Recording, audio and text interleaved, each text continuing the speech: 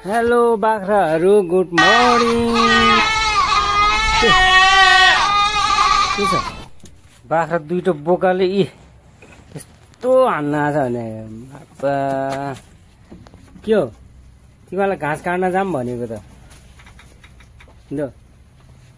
ए यो चाहिँ अलिक बिरामी भएछ है फेरि यो माउ सबभन्दा। है तेरो यो दुईटा छोराले हेर त लिएर दुईटा बोकाले ढोक्न आज मलाई भने ओइ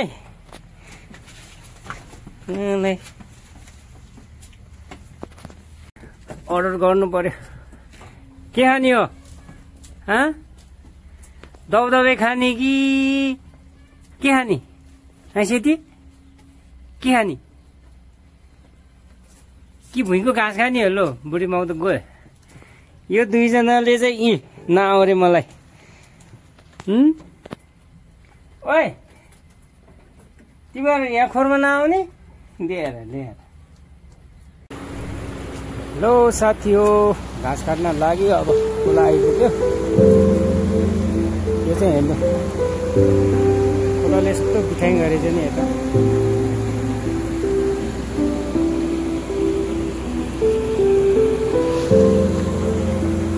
त्यही भएर तल तटबन्धनको काम हुँदैछ। हाम्रो भतिज पनि भेटियो माछा मार्दै रहेछ। भर्खर सुरुवात हो।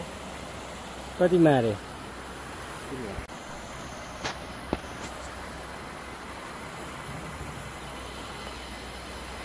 यो चाहिँ गलगले हो है बल्छी होइन है।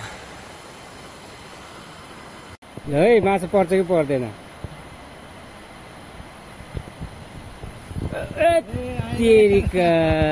Mistake mistake.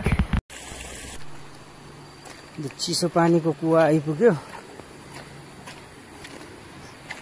हो हाम्रो दाइ पनि बस्नु भएको रहेछ।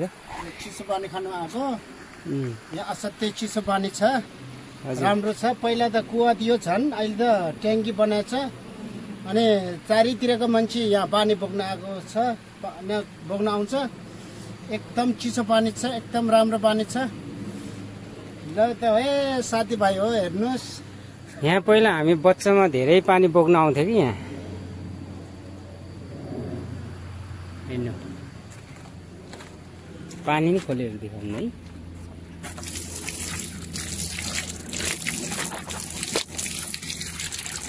लो फाइनल्ली म आइपुग्यो घाँस काट्ने ठाउँमा। बेलौती छ केरा छ। यहाँ भेनाले के रोप्नु भएको छ के यहाँ चाहिँ मजाले हो अमिलो। यता चाहिँ रोप्नु कोदो हो तलको। टिम्बुर छ। ओ माथि भोगटे रहेछ हौ। यो चाहिँ सर्लक्कै टिम्बुर। बेलाउँदी धेरै छ।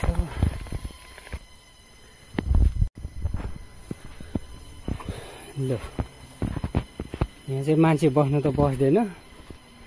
यहाँ बोट बिरुवाहरू रहेछ फलफुलहरू रहेछ त्यो हेर्नलाई चाहिँ आउँछ। धारामा पानी आउँछ कि आउँदैन। हो पानी आउँदो रहेछ। ल यस्तो पाखामा नि यस्तो धान हुन्छ भने